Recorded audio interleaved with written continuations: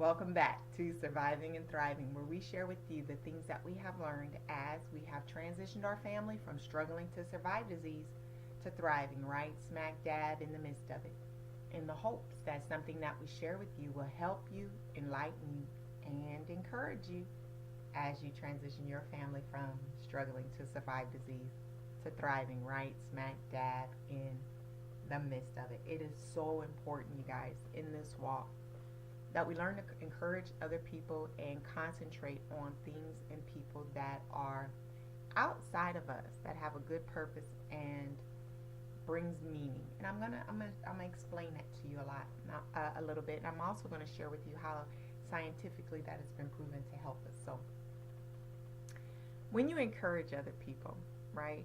Encouragement is great because what happens is you tend to encourage yourself. And let's be honest, sometimes in this walk, right, we're not always encouraged. And sometimes there's a lot of doubt. Sometimes we're trying to fight and overcome frustrations and depressions. And we are trying to find reasons to keep going because, you want to quit sometimes because you just feel like you're existing or it's just too challenging and you want more out of life. And sometimes it's not a good time, right? And so when you encourage other people, you all, and if you haven't tried it, you gotta try this. This is amazing. I do this a lot and have utilized this a lot over my life. But I'm an encourager. It's what I do. And so I have found this to be beneficial for me. When you encourage other people, you encourage yourself. You strengthen yourself on the inside. You cause yourself to be able to stand erect, and you give yourself that second wind that you need to keep running this race. You allow yourself to be strengthened, to be empowered, and you give yourself that extra push to overcome, to keep going. It helps to motivate you to stay going in the right direction. Motivation was amazing because if you encourage somebody and motivate somebody to keep going in their health walk, doesn't have to be the same health walk as you. Any health walk that they're having, any health challenge that they're trying to overcome, when you motivate them in their health challenge, right? You encourage yourself and you motivate yourself. It's like a double-edged sword, right? It's getting it both ways. It's helping the person that you're encouraging and it's helping you at the same time. But if you're motivating somebody, say, and encouraging somebody with their finances, it'll encourage you in your financial walk in life. If you're encouraging somebody to in their relationships, it will encourage you. If you're encouraging somebody parenting, it will encourage you. Whatever area in life that you encourage somebody in, you guys, you get it at the same time.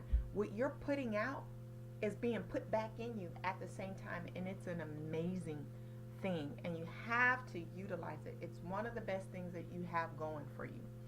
It's also important that you encourage other people in their walk, because if you're agreeing with their negativity, with their doubt, their unbelief, you guys, when you come into agreement with that thing, you start moving in that thing. You start taking on that mindset and you start flowing in that direction, and it's a faster flow. It is amazing that even when you're feeling down, you're feeling like your hope is just not strong as it should be, right?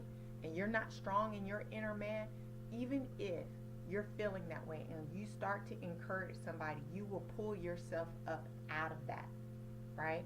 But if you start agreeing with somebody else's thing, you're watching TV, you're watching, something, listening to something, or talking to someone, and you're agreeing with the negativity and you're identifying what someone else is going through, you guys, it will send you down a negative pathway quicker. It will spiral. It will speed up the process because it's a force pushing behind you to go in that negative direction. But if you're feeling that way and you turn around and you still do encouragement and you're still positive, you're agreeing and listening to and being a part of things that are more positive, you guys, it will halt that thing, turn that thing around, and eventually push it in the right direction. So you want to stay in a positive mindset, always encouraging people as much as possible. And here's something else. You can encourage yourself. You don't have to find somebody else to to go pump up and encourage to keep on going. Sometimes you can encourage yourself. Sometimes you can look in the mirror and encourage yourself. Sometimes I didn't look in the mirror, you guys. I just encouraged myself. Sometimes it was hard to walk and I'm struggling, but I want to get to where I need to go, and I'm doing everything that I can. And I would have to tell myself, you can do this. Come on, girl. You can do this, 1 foot at a time. And I would literally have to talk to myself, sometimes outside, out loud, to do the things that I had to do. But that was encouraging myself. And in the end, I was able to strike my inner chord within myself and cause myself to stand erect. And I was able to do whatever it is that I was trying to do, make that walk, do whatever it is I was trying to do. Also, it's important for you to focus in on something bigger and greater than yourself, someone else outside of yourself.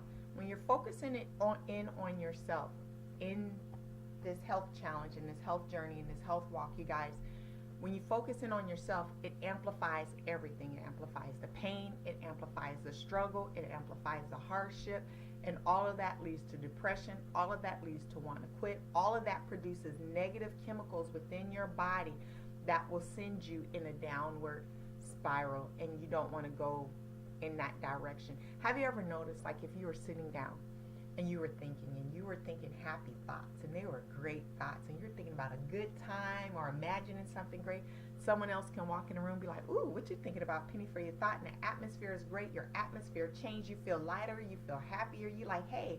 But if you're thinking negative thoughts, you're thinking about something bad that happened, you're rehearsing it in your mind, you're thinking about something bad you think is going to happen in the future, and what happens is someone will walk in and go, ooh, are you okay? Why? Because your face is frowned up. You might not even realize the expression that's on your face, and the atmosphere in the room has changed.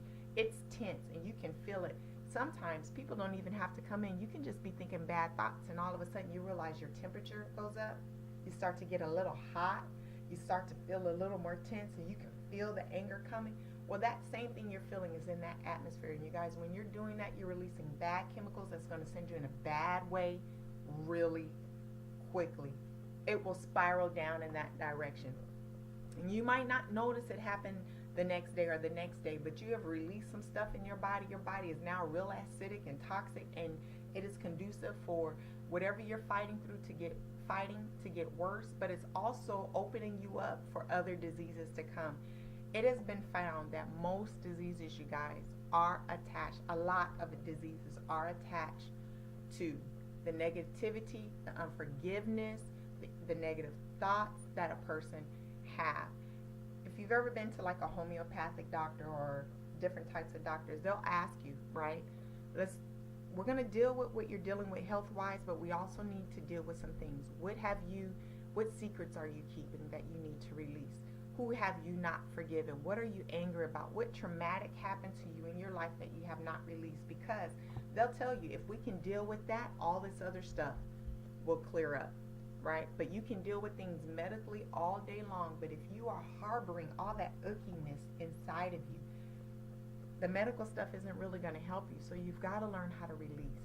You've got to learn how to forgive, and you've got to not focus in on yourself. The number one thing that you can do for yourself, well, one of the number one things that you can do for yourself is to focus in on other people, helping other people, doing for other people, having good thoughts, focusing on good things. Wherever your focus is, your body will follow that. Your health will follow that. If I focus my eyes this way, right, I can look that way, but eventually my head is going to turn that way. And if my head turns that way, so is my neck, and then my shoulders, and eventually I will walk in that direction.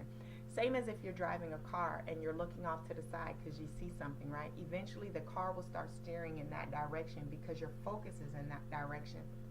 Everything is going to turn in that direction. So you want to focus on doing outside of you, helping other people, something greater and bigger than you. And so a lot of times people say, well, how are you supposed to be able to help somebody when you're going through at your worst?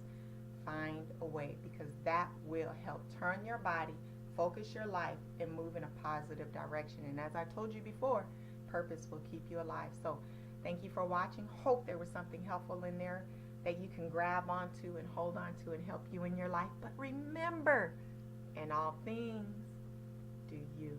Until next time, bye.